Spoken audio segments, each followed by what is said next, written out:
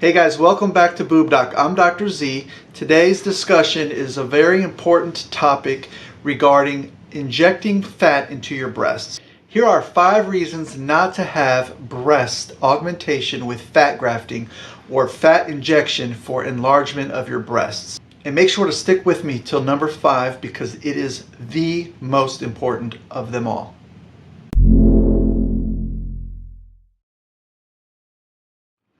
People are talking all about putting fat in their breast, injecting fat into the breast, doing fat grafting or autologous fat transfer for augmentation of the breasts. It seems like a good idea. It seems like it might be a more natural approach to using implants. Today we're going to talk about the truth regarding breast augmentation with fat. Here are 5 reasons not to inject fat into your breasts. Number 1, the results from fat grafting to the breast can be unpredictable. That means that we don't know exactly how much fat will stay in your breast, especially long term. Some reports say anywhere from 30 to 80% of the fat long term will survive. Some people say none of it will end up staying in the long term. But in the short term, for sure, there can be at least 30 to 80% of the fat that's transplanted into the breast that remains there. Now, where does that fat come from? It comes from the tummy, it comes from the thighs, it comes from anywhere you want. That fat will behave like it did in those other areas once it's moved over to your breasts. The problem is with all fat grafting, for example, even with fat grafting to the face or to the buttocks, which is called a Brazilian butt lift, the amount of fat that will survive is not only unpredictable, but it's not going to necessarily be even from the left breast to the right breast.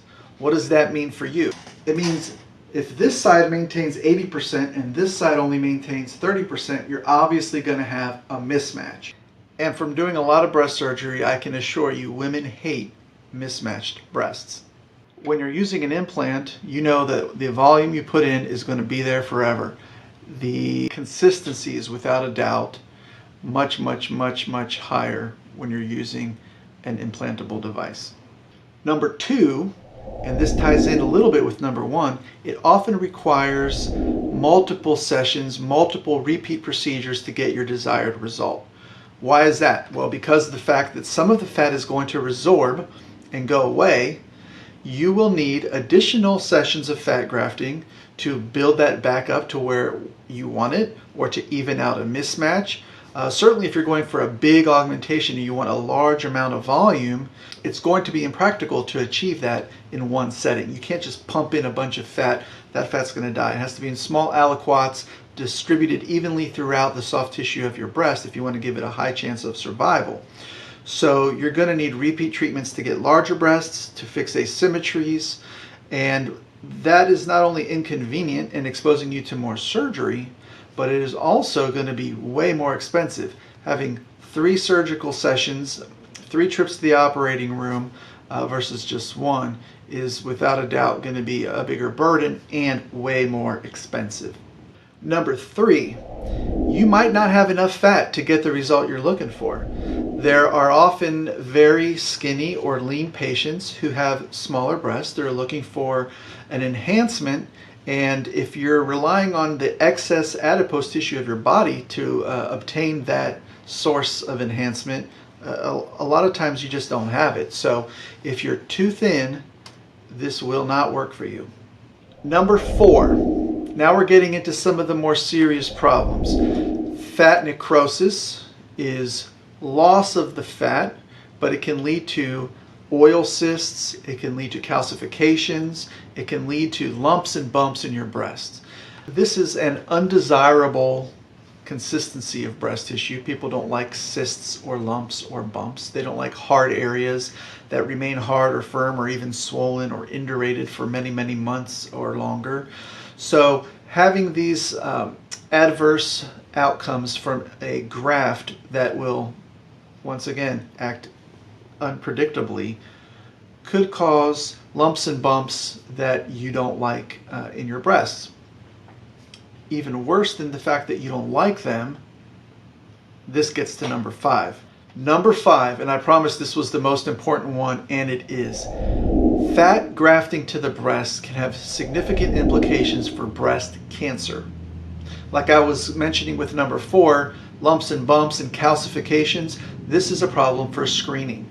Women who are over the age of 40 or high risk for breast cancer routinely will undergo yearly mammograms for screening of breast cancer. And what the mammogram is looking for are small little indications of potential malignant cells called microcalcifications.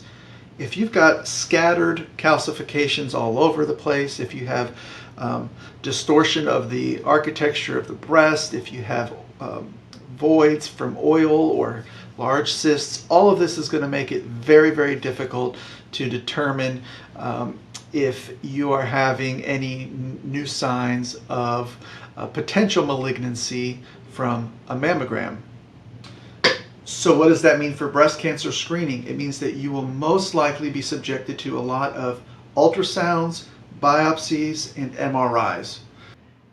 And the scarier thing about breast cancer is that there is a lot of thought that the stem cells found in fat can induce breast cancer. What do I mean by that? Well, there are pluripotential cells called stem cells that can turn into any type of cell, and a small amount of these in the fat grafted material could potentially be stimulated to turn into breast cancer, or their presence can stimulate cells that were predisposed or dormant malignancy prone cells into developing a breast cancer, or some of the hormones in the grafted fat could stimulate these dormant malignant cells to become an active breast cancer. Whether or not this would be a very large population of people, I don't know. No one knows, and that's the point. There needs to be a lot more research regarding transplantation of fat into the breasts of women before we can safely recommend that procedure. And that's why ongoing studies are required. That's why this is a highly controversial topic. I personally would never put fat in a woman's breast for the purposes of enhancement, especially when we have such better options like implants. I would never allow a family member of mine to undergo fat grafting to the breasts because of all the possible complications I mentioned in this video, and that's precisely what I tell all of my patients. If it were safe, if it were a good option, if it were consistent in its results, I'd love to do it, because I do fat grafting to other parts of the body and it's great. It's a natural implant provided by your body. It's free for the taking, but is not worth the headaches, the problems, the cost, and the worry of what's happening in my breasts, especially in light of breast cancer.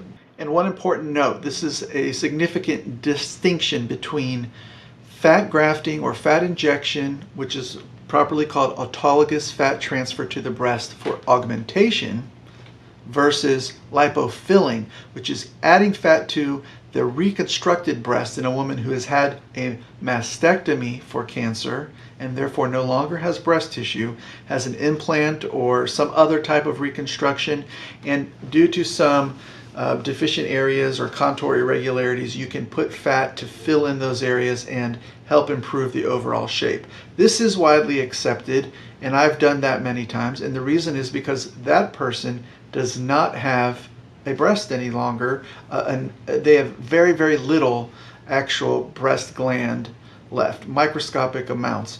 And so it's a lot safer, and it's used sparingly and to improve a reconstruction that, for example, would be performed and achieved with an implant. So that's an important distinction. But adding fat to an intact breast with unknown chemistry and hormones and stem cells is just a recipe for disaster, let alone all the problems with resorption and firmness and calcifications.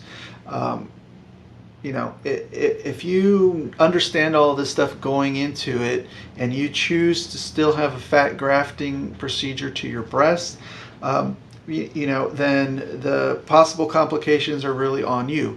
It's when you have no idea and you're not well informed by the physician who plans on doing this that it's really unfortunate. The truth be told, there are some plastic surgeons doing this.